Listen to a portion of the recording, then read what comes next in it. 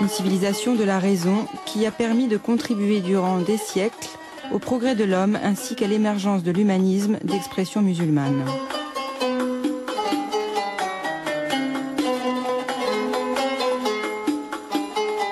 Tous les domaines du savoir et de la pensée ont été abordés par ces savants et ces chercheurs sur le chemin de Dieu par la connaissance.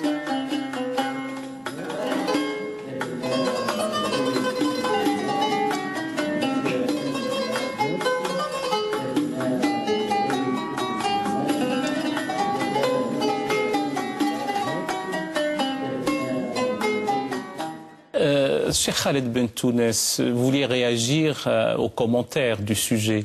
Oui, par exemple, on vient d'entendre que le prophète, dans un des hadiths, mettait la science, ou mettait la connaissance, ou mettait l'éducation, comme dans l'ordre de l'obligation, c'est-à-dire en même temps que les 5 prières.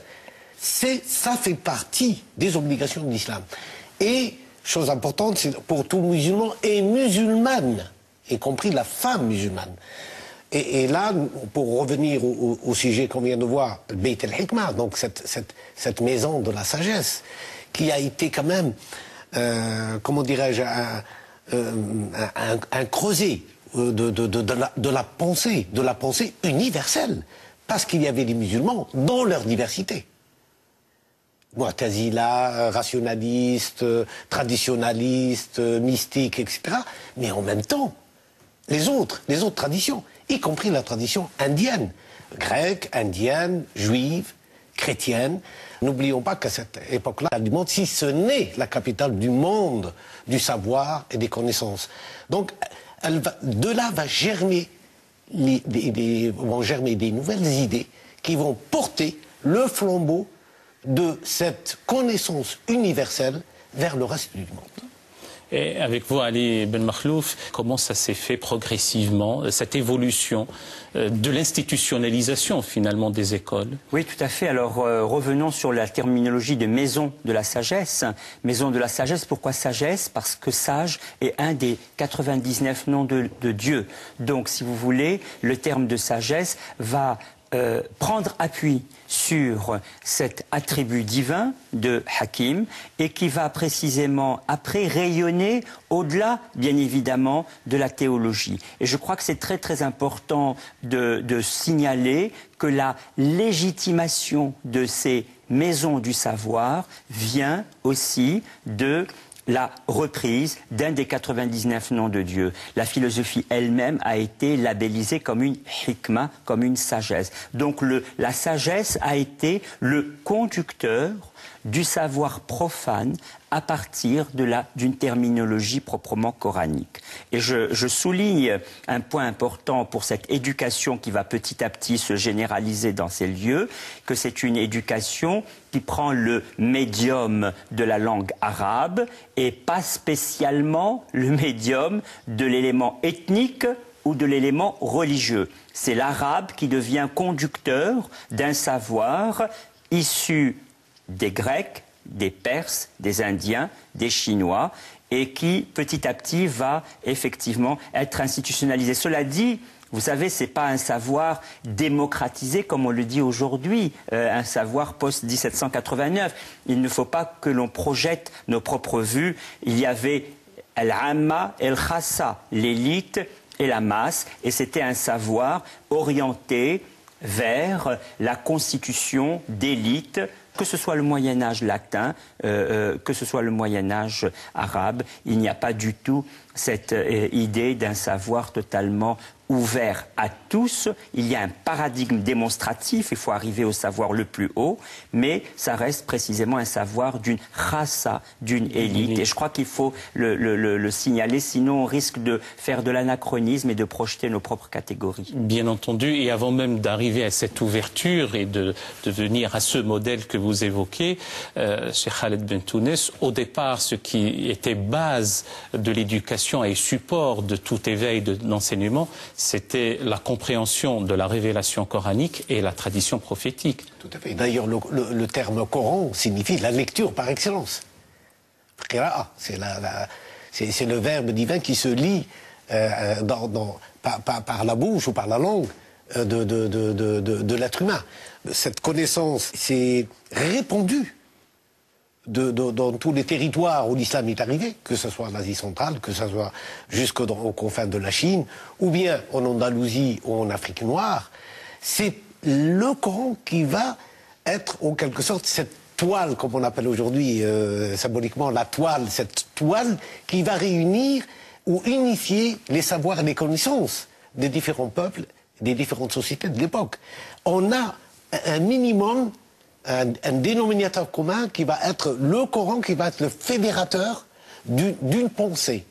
Et la langue véhiculaire étant la langue arabe. Tout à fait. Non, et avec cette prolifération des écoles d'exégèse, il y a eu débats, rencontres à Ibn Makhlouf, ce qui était propice à l'émergence d'une réflexion et d'un savoir exégétique au départ. Exégétique au départ parce qu'en fait il y a un modèle du savoir traditionnel, c'est-à-dire les premiers savoirs collectés, c'est les savoirs liés à la tradition prophétique, et donc il fallait interroger ceux qui ont connu les témoins et les compagnons du prophète. À partir de là, c'est un savoir traditionnel pour établir une tradition qui s'est établie, mais cela s'est après généralisé au savoir profane. Et je crois que c'est très important, vous avez signalé le modèle de la lecture. Je crois que le modèle de la lecture doublé du savoir traditionnel, ce sont les deux éléments fondamentaux de la diffusion du savoir à partir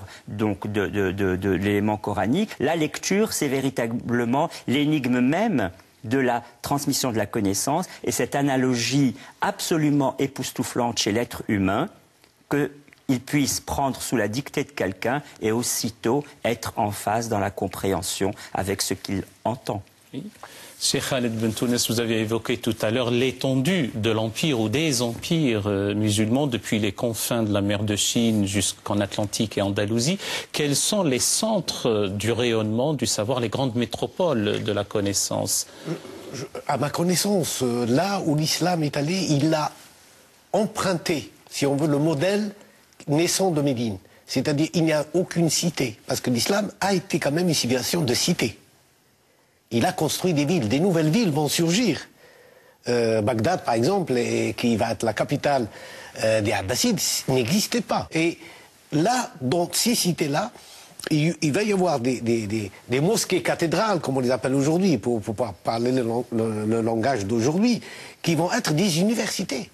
Par exemple, le Qarawiyyin était à Fès, Zitouna à Tunis, le Caire, c'est la grande université connue dans le monde musulman, qui est l'université d'Al-Azhar, mais aussi dans le Khorasan, mais aussi dans l'Asie centrale. Nous avons encore les vestiges des madrasas, des grandes universités, qui ont joué un rôle considérable, à la fois dans la transmission traditionnaliste, si on veut, mais à travers elle, le savoir des mathématiques, le savoir de l'astronomie, le savoir de la médecine, le savoir de l'agriculture. Il n'y avait pas de science interdite dans l'islam. Même la sexualité, par exemple. On l'abordait, et il y a des livres qui parlaient même de la relation homme-femme. Il n'y avait pas de tabou. Voilà, pas de pudeur quant à l'acquisition de la connaissance en religion. Ali Ibn Makhlouf, ces lieux, ces universités, ces grandes écoles, comment on y enseignait et qui enseignait? Quels sont les grands maîtres, les grandes figures emblématiques, les transmetteurs du savoir? Oui, alors que ce soit dans les doctrines religieuses, au sol fiqh, il y a des traditions distinctes, les mu'tazilites, les ash'arites. Là, vous donnez des écoles. Oui, les mu'tazilites, c'est une école rationaliste. Voilà, les ash'arites ont mis la foi au centre, à partir de laquelle rayonne un savoir. Il y a les écoles du droit, bien évidemment, l'école malikite qui s'est développée au Maghreb, l'école chafiite dans certains pays d'Asie, également en Égypte. Donc il y a, selon précisément les rubriques du savoir, des villes plus ou moins dévolues à tel ou tel enseignement. Je pense que pour concrétiser un peu ces enseignements dispensés dans les mosquées notamment, il est bon de lire par exemple quelqu'un comme Taha Hussein, le grand écrivain humaniste égyptien du début du XXe siècle. Dans son livre sur les jours, il raconte comment, avec son père, il va à la mosquée et donc il y a une sensualité de la fraîcheur du matin quand il pénètre dans cette mosquée, que certains ont arrêté un cours, d'autres se réunissent et se regroupent auprès d'un autre maître qui va commencer sa conférence. Oui, Taha Hussein, déjà c'est l'époque contemporaine et nous y reviendrons. À côté de ces différents domaines du savoir, de la littérature, des belles lettres, de la poésie, vous avez évoqué les mathématiques, l'astronomie, il y a aussi une éducation morale et spirituelle, Cheikh Khaled Bentounes. Tout à fait. Je disais, c'est vraiment un corps, dans le sens où nous sommes là dans l'universalité de l'éducation. C'est-à-dire rien n'était laissé de côté, y compris la notion morale, mais aussi spirituelle.